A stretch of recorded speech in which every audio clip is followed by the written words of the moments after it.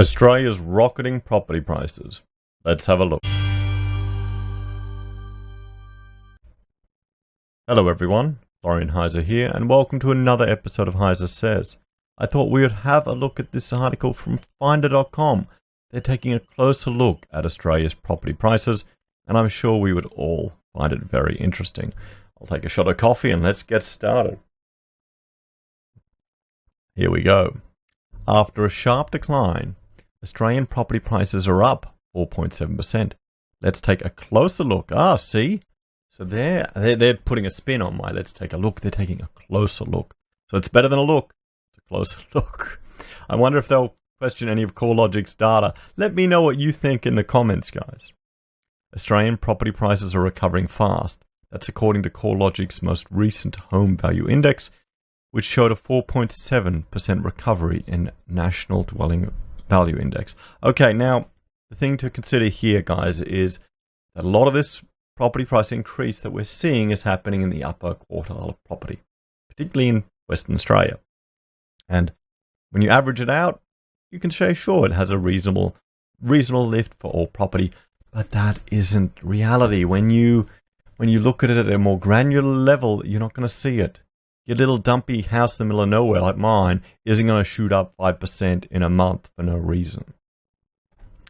The most recent ABS data told a similar story, with a 2.4% quarter increase in price, driven mainly by strong growth in Sydney and Melbourne's property markets. Well, there you go.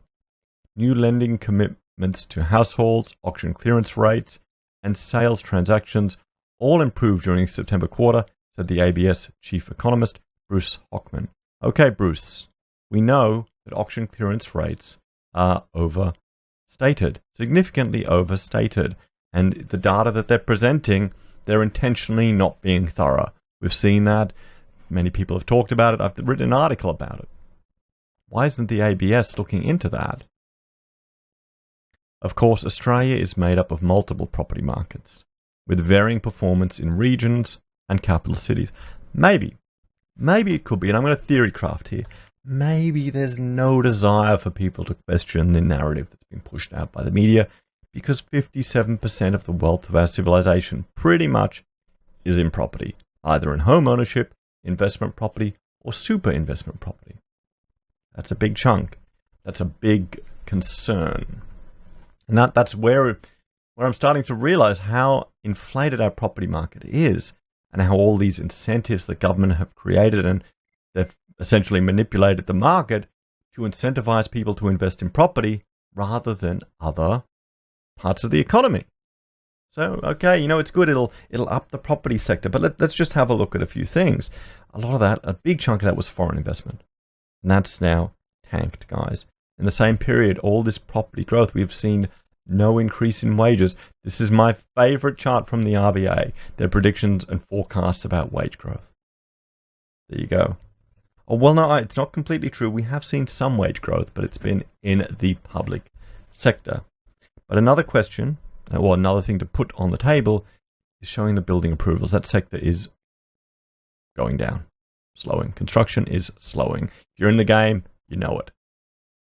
So this is the problem. We've had this sector overheated. What would happen? Just imagine, where would our economy be if we didn't have all this investment just in property, and there were similar incentives for people to invest in businesses, to invest in startups, to invest in innovation? Or maybe the government stepped back rather than subsidizing or giving people tax deductions on property purchases. They maybe created special economic zones where maybe the bureaucracy or just the pain in the ass of starting a business was reduced in many ways. We need to think outside the box, guys, because Labor's just going to be pushing for more investment in infrastructure. So they'll just be repaving roads. They'll be doing the same thing again and again. So with that in mind, let's look at what's really going on with Australian property prices and what's driving this growth. This is going to be interesting. Is it just going to be, APRA have lowered lending restrictions, interest rates are super low, and, FOMO, Are these going to be three things? Are they going to tell me anything else that we've read in all of these articles, all of these news pieces? It feels like it's just the same spin. So interest rates have never been lower. The Reserve Bank of Australia cut the cash rate 3 times in 2019, sending variable home loan rates plunging. This undoubtedly is driving some of the price recovery. While property prices are still far too high for a lot of people to actually buy anything, borrowing money has never been cheaper. Yes, borrowing money for people to invest in housing. Let me know if your interest rate on your new equipment purchase has gone down. We haven't seen any business investment. And I'll just bring up here, we can have a look. I mean, consumer confidence is still low. Business confidence is still low. Power prices are still high. They're a big issue with business. In December 2018, the lowest variable mortgage rate in Finder's database was 3.44. Now it's 2.69. Here's what that drop looks like in repayment terms with a $500,000 mortgage over 30 years. I mean, there you go. Your monthly repayment goes down 10%. Which, I don't blame. It's good. Take advantage of it, guys. Take advantage of it. Get your monthly repayments down. Pay everything extra off. Go nuts. That's a difference of $203 a month or $2,400 a year. So, okay, low interest rates. Credit availability. Cheap money is one thing, but credit availability matters too. Buyers were reluctant to heed the opportunity to buy well in the first half of the year, and once we had interest rates drops, an election result, and a loosening of bank servicing buffers, the market movement was palpable, says Melbourne-based buyers advocate Kate Bakos. The looser servicing buffers outlined by APRA have allowed lenders to be less strict when assessing mortgage applications. This is in sharp contrast to a year ago when lender scrutiny was so tight that many buyers were turned away. It's funny, we saw all these reports about, the bank lend me too much money. I bought, I'm a real estate agent and I bought all these developments in Moranbah and in Queensland, at the height. The banks are so mean. And now they're loosening the restrictions. So they were saying that's a good thing. It seems to find the face of everything we were told in the Royal Commission, doesn't it? All the dodgy brokers. It feels like it was just use this an opportunity to attack the brokers and destroy and whittle away at some of the competition, the bare amount of competition that the big four banks have. Whose share prices went up after the Royal Commission into the banking sector? Let me know in the comments. Share that with people who haven't been following it. So availability of credit is a key factor in property prices. As property expert Christine Williams explained to Finder in a recent article, Australia's 2017-19 price declines weren't the result of a market correction, but because lenders became very strict and APRA came down with some very hard-hitting policy changes after the Financial Services Royal Commission. People just couldn't borrow the money because policies were so strict. This is no longer the case, and we're seeing prices rebound as a result. Okay, so as I said, interest rates are low, credit availability. This is one I didn't pick. Clearance rates are strong. Well, because they're not. Because they're not strong.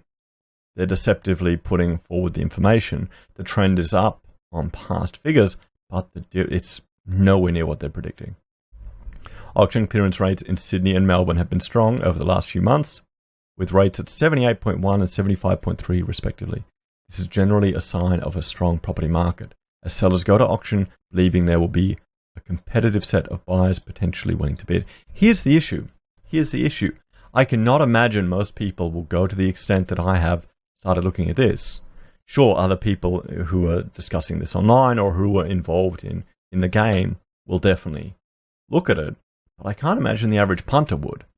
They will listen to their friends and family, they will read what they read in the media, and they will go to an auction thinking, oh, well, it's all turned around, it's all going good, I need to buy. Also, the total volume of properties at auction is much higher in Sydney and Melbourne than it was a year ago.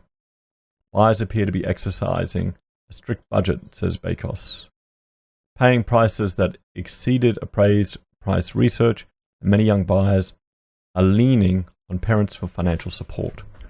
And it's a different story in other cities. The number of properties at auction in Brisbane, Adelaide and Perth are lower than they were last year, although clearance rates are up. You can see from the CoreLogic figures below. Yeah, I don't trust that. Literally, across the street from my house, there is a house that was put up for auction. It wasn't included in the auction results, and it's still for sale weeks later. So it is worth keeping in mind that auction clearance rates are not the most accurate indicator available. Good that they've noted that. The data collected relies on self-reported figures from real estate agents collected quickly over the weekend, but not all sales are finalized so quickly, and unsuccessful auctions may go unreported. I am good on you for Finder for noting that. That is very good. I'm happy to see that this is being mentioned, and they're not highlighting how big an issue it is, but that's good. Yeah. And not all properties sell via auctions. Many more are sold through private treaty, so clearance rates are based on a rough indicator, at best a rough indicator of the market. Okay. Mixed results in the regions. Unlike Sydney and Melbourne, Brisbane, Adelaide, Perth, and Canberra have only recorded modest rises in the latest CoreLogic data. This is partly because price falls in some of these cities were nowhere near as severe as recent decades. Declines in the two biggest markets. Perth is a different story. Well, Perth, let's just look at the arrears rates in Western Australia, guys. Look at that. Very high. Outside the biggest cities, performance varies. CoreLogic's most recent regional report, October 2019, surveyed 50 separate regional markets with houses and units and found that 29 of those have recorded value increases in the last year. CoreLogic head of research, Tim Lawless, said the regional growth is strongest in markets located adjacent to capital cities. As people are priced out of certain capital cities, buyers now appear to be looking to these adjacent regions. Some of this regional growth is driven by equity-rich property owners in Sydney and Melbourne purchasing additional properties. First-time buyers in those cities are looking elsewhere, either for home or reinvesting purchases, as they can't afford Sydney and Melbourne prices. 2020 looks to be a strong year for property growth. Why? Why? Nothing you've said here tells me that. You're just saying credit, it's easy to get money and interest rates are low. And then you're talking about auction clearance rates, which you've already said aren't reliable. So, okay, I'll go with you on this story, Finder. You know, you mentioned that clearance rates aren't always the best or most accurate measure for the real estate market, so I'll give you that. I'm really happy to see that. But I'll have a stein. Let's keep going with this story, guys.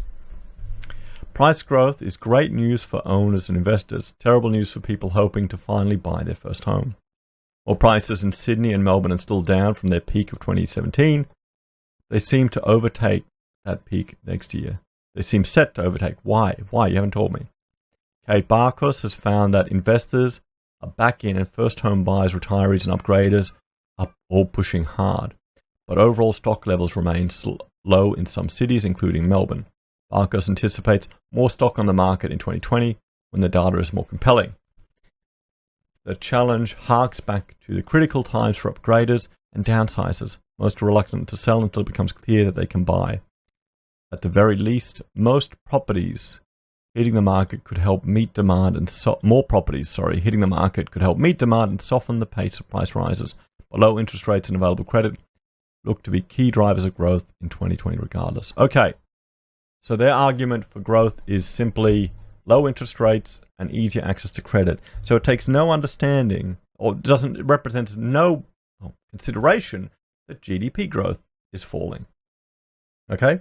That wage growth is non-existent and declining significantly.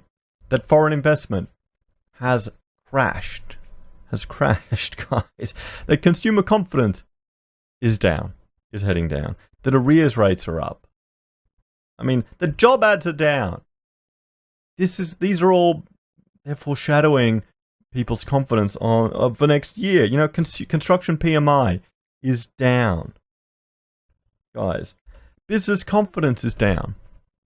And to top it off, we have the perpetual trade war that America has got in phase one, and the markets over there are going up and down, and we are heavily reliant on the outcome of this. Australia is a very simple economy, guys, that's importing a lot of raw materials overseas. And I'll just jump to one of my websites. over here, one of my favorite ones, just for those of you that may not have seen this. I know I bring this up a lot, guys, but you've got to remember, sometimes this is the first video someone's ever seen this. Okay? This is the Observatory of Economic Complexity. You also have the Harvard and alternative measure. We're at 59th in the world. Look at what our exports are. And look at who our biggest destination is. So, this perpetual trade war, guys, is going to have an impact on where we're sitting. We'll wonder. Let me know, guys, what do you think? Do you think once again we are just seeing another overly optimistic piece in the real estate section trying to increase FOMO? At least they mentioned an issue with auction clearance rates. That has given me a sign of hope. I got to cling on to the little bits, guys, the little things. Thank you all for watching. Please like, share, and subscribe to the channel. If you're a fan and want to help us produce more content, we have a Patreon where you can make a small monthly donation. We also have Amazon and eBay affiliate links where we receive a commission every time you buy something. It's a great way for you to support a channel, and it doesn't cost you anything extra. We have an affiliate relationship with Independent Reserve. If you sign up using our link, we receive a portion of any of your transaction fees you make on that platform trading crypto. Another great way for you to support a channel and doesn't cost you a cent. And finally, we have handmade pocket squares available for sale from our own blog, perfect for that New Year's Eve party. Although it probably wouldn't get to you in time, but still, maybe for next year. Thanks for watching, guys. Like, share, and subscribe, and I will talk to you all later. Bye for now.